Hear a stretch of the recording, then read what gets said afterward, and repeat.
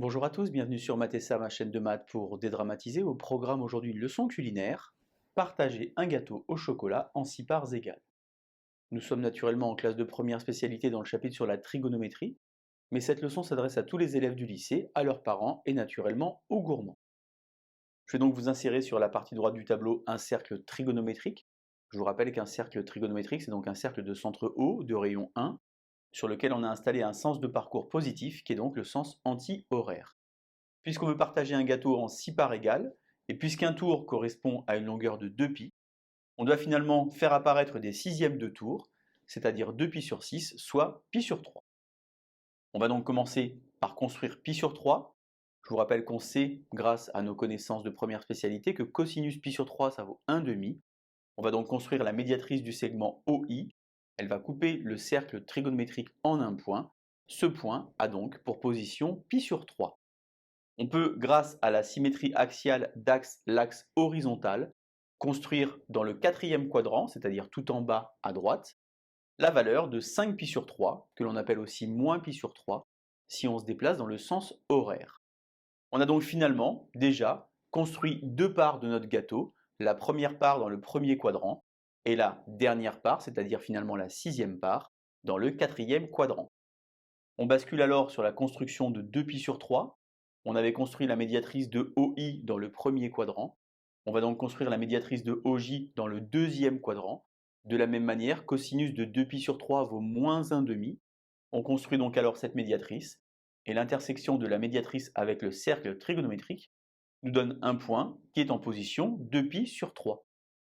On peut de la même manière utiliser la symétrie axiale l'axe des abscisses, c'est-à-dire l'axe horizontal, pour faire apparaître alors 4π sur 3 dans le troisième quadrant.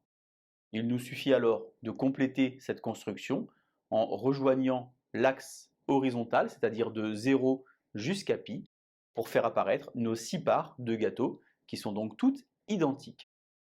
On a finalement construit π sur 3, 2π sur 3, π, 4π sur 3, 5π sur 3, et bien entendu 0, l'origine d'où on est parti. C'est donc maintenant l'heure de la mise en pratique. Je vous ai confectionné rapidement un petit gâteau au chocolat qui me donne très envie.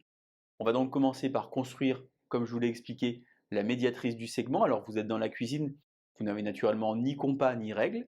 On imagine donc qu'on va commencer par construire un rayon. Prenez-le horizontal, ce sera plus simple pour vous. Vous allez chercher à peu près la moitié de ce rayon et vous allez donc chercher perpendiculairement le point sur le bord de votre gâteau. Vous avez donc alors d'un côté la position de π sur 3 dont je vous ai parlé, qui vous permet alors de construire la première part dans le premier quadrant. Vous faites de la même manière dans le quatrième quadrant, avec la même idée de perpendiculaire. Vous construisez donc votre sixième part de gâteau. On va donc basculer maintenant sur l'autre partie du gâteau, de la même manière également la perpendiculaire, pour aller chercher, comme on l'a vu tout à l'heure, 2π sur 3. Vous pouvez alors tracer et donc découper votre deuxième part de gâteau.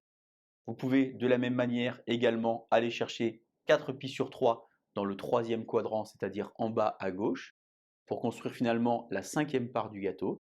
Et lorsque vous allez relier le centre de votre gâteau avec la valeur de π, c'est-à-dire horizontalement, eh bien vous allez faire apparaître vos 6 parts de gâteau identiques.